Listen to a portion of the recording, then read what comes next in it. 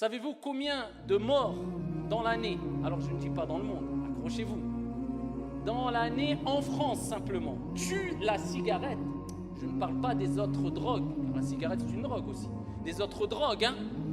Juste la cigarette, à votre avis, dans votre tête, combien meurent avec la cigarette? Plus de 80 000 personnes dans une année en France, à cause de la cigarette. 80 000 personnes meurent dues aux conséquences néfastes et gravissimes de la cigarette. 80 000.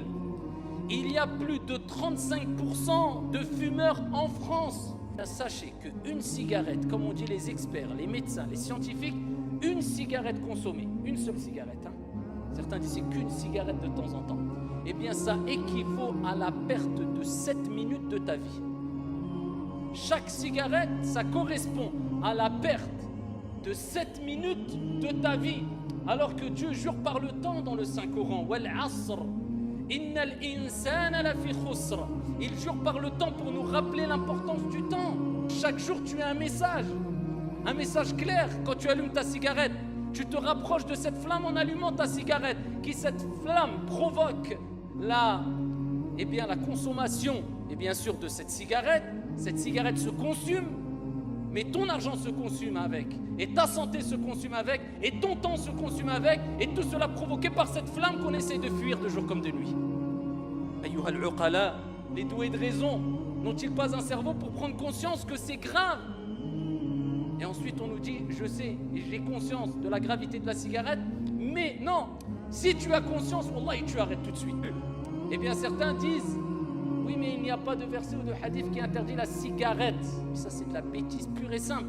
L'islam a des principes, l'islam a des qawa'id, des règles. L'islam a des finalités maqasid. L'islam a des savants qui établissent les choses et qui prennent et puisent dans le Coran et la Sunna authentique afin de déduire des règles qui nous permettent d'élucider des histoires ou des sujets ou des affaires qui n'y avaient pas il y a des années qui nous ont précédés ou des siècles qui nous ont précédés.